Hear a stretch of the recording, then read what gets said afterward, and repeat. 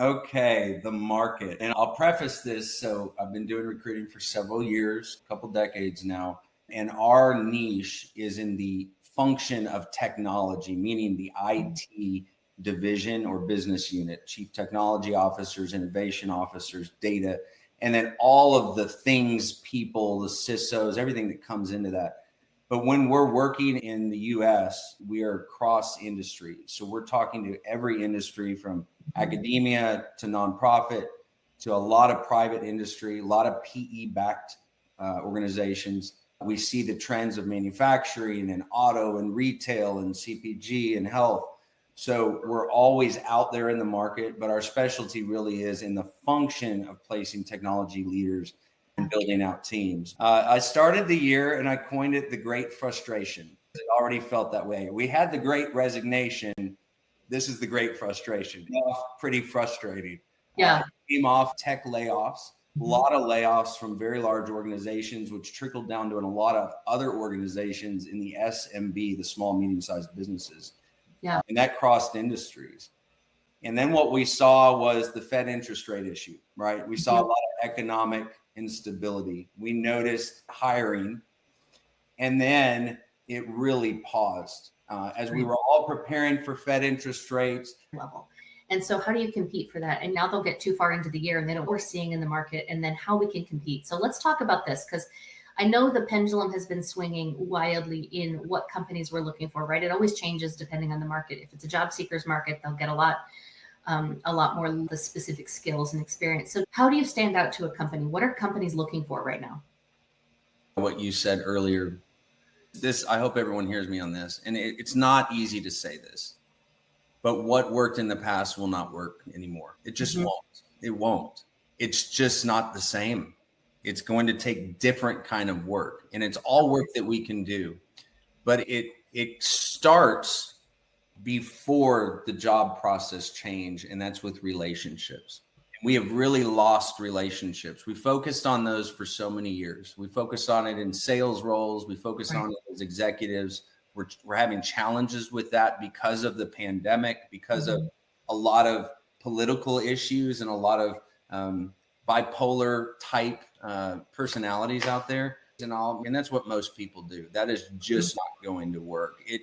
Number one, you cannot put all your eggs in one basket. It does take a village, in my opinion. 100%. It takes a partnership with your team.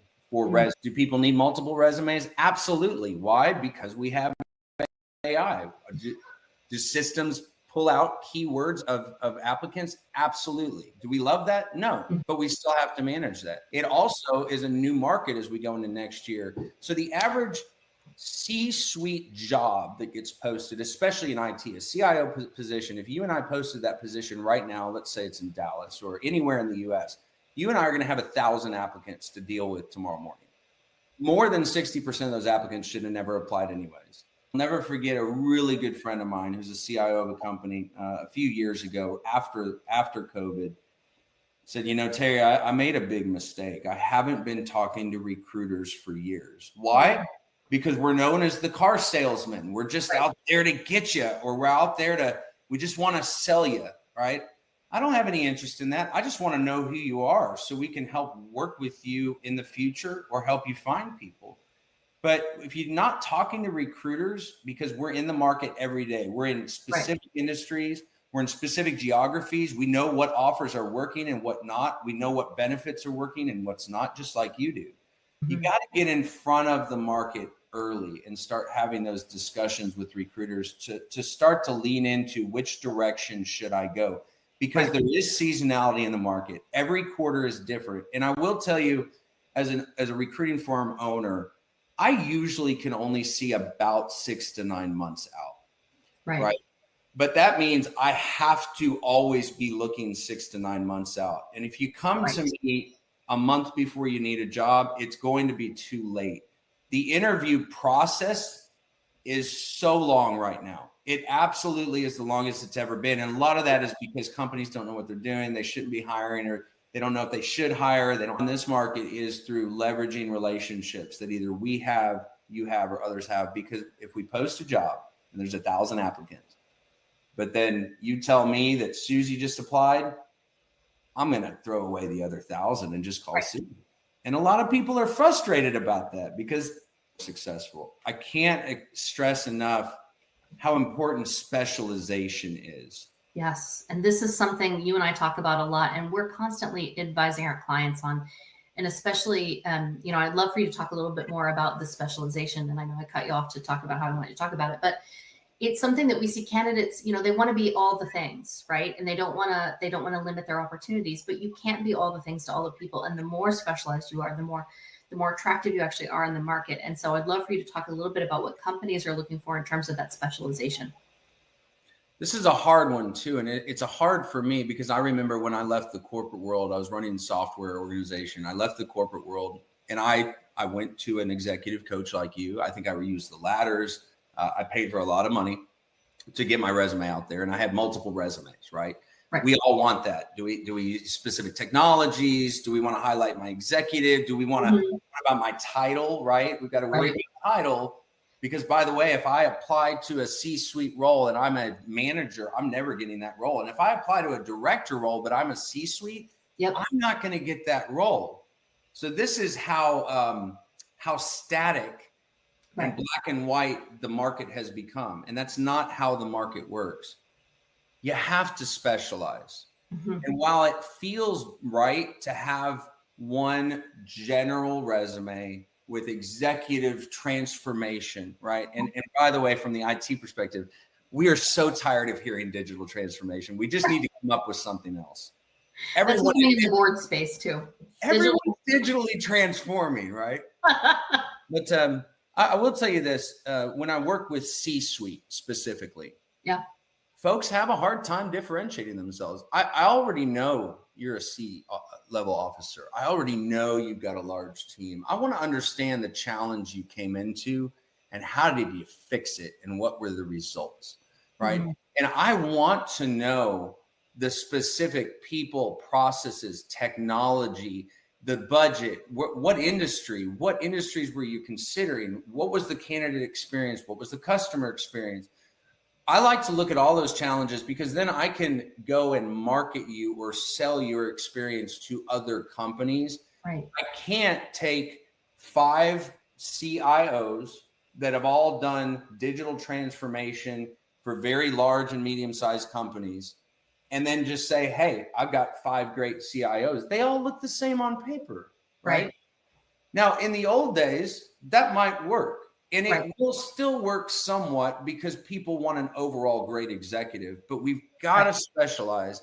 And it feels wrong sometimes, Deborah, because then we're thinking, okay, if I specialize in this, I'm going to lose out on other opportunities. Yep. It's uncomfortable. You feel like you're limiting the market, but that specialization is where the magic is because then you're standing out and I want everyone to look at their resume real quick. And I know there are several people on the call now that have heard me say this, but if your resume starts with seasoned executive with proven results and 25 years of experience doing XYZ, everybody else's resume starts there. Every single person. That's not differentiating you. That's table stakes to be at the level you're at. That's not anything that's going to make you stand out in this market.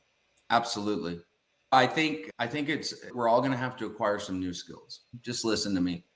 Talk to others. Use it to teach you.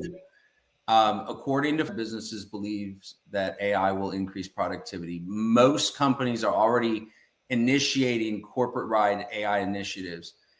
If your day consists of how you used to live your day before the pandemic, come into an office, come into the home office, let's get into that later, remote work, checking emails, that's just not it. You have to be a highly skilled executive and professional with the ability to automate as many of the mundane tasks that you possibly can, just in your own world, not in your company, but just in your own world. And if you're on the market, we do need to be using ChatGPT. However, the resume incidents that we're seeing with ChatGPT need to be cautioned. I can't tell you how many times people are using ChatGPT and ChatGPT has put inaccurate information on resumes. Working with a recruiting firm, companies pay recruiting firms to hire.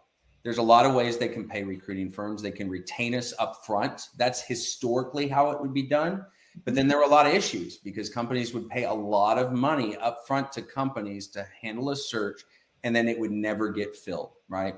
Broken issues on both sides, with the firm, with the market, with the company. It doesn't matter. Either way, the historical way to handle recruitment was a company would pay us, and that we go out to market, right? When we're to every now and then, because it's good to stay fresh, right? I'm talking to people earlier this week that just surfaced.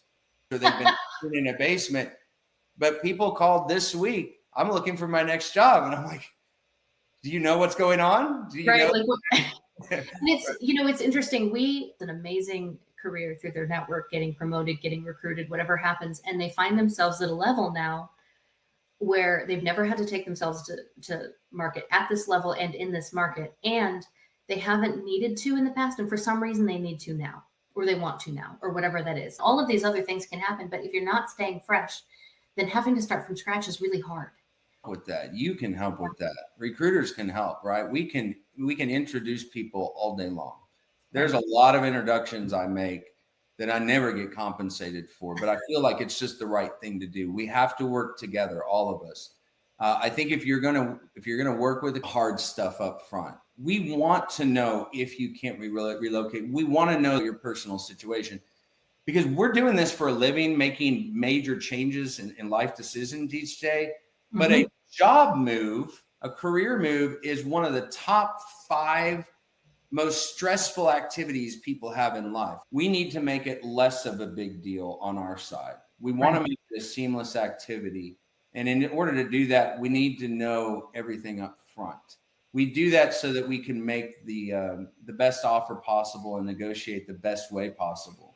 We're noticing a lot of people not being honest up front, hiding where they're interviewing. Not so much this year, but that was a big issue.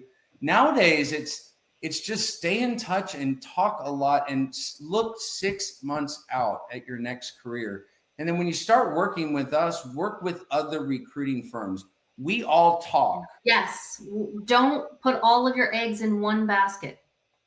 You can't work with more than one person. And this is a question we get all the time. And you absolutely can and should. Absolutely. Time kills all deals. I learned that a long time ago. Companies are not doing a good job at hiring right now. Most companies' hiring systems and tech and processes are broken. And I really would, if I were to ask a favor of everyone that's listening to this, I'd plead with you, when you are at your next company, or if you're there now, please meet with your CIO, meet with your HR executives, and let's address the elephant in the room. It doesn't matter which HRIS system you implemented or which one you did it. It's simply, what is the experience of employees and prospective employees, right? We've got to fix this and change this. I've had a lot of people that are sending out thousands of resumes a week. Horrible idea, right? It's back to specialization in relationships. If you don't know a recruiter, just reach out to us. We'll find one for you, right? There are a lot out there. Be honest, be transparent about everything as much as you're willing to, because I can work with that. What I can't work with is a lot of lying. I can't work with a lot of mistruths around why we're hiring people, or why you might want a job, or what your salary could be. And hey, we'll wait until the offer for that. That's the beauty of having us involved. We are the middleman, like a broker, right? Because companies are very tricky on saying what they want and don't want. There's a lot of laws and regulations of what they can and can't say. There's a lot of laws and regulations around salaries, right? Regulations around what I can and can't ask people. But if you tell me something, yes, I'm going to hear that. I always do it. And I'm going to use that to try to make the best connection. Specialize. Stay current with relationships and networking. Stay active on your LinkedIn. LinkedIn is the #1 spot every one of my clients go to. They'll look at a resume. I don't even look at resumes anymore, because what they do is they click on the LinkedIn. It better match the resume, by the way. Right. A lot of issues there. But that's the first thing everyone goes. Not only if it's the churro or if it's the board member or if it's the CEO, they click on your LinkedIn and they're going to make a decision based on that. And based on, are you active in the market? If you're not posting every couple of weeks on LinkedIn, start posting. I don't care if it's about your dog, but it shows that you're active in the market.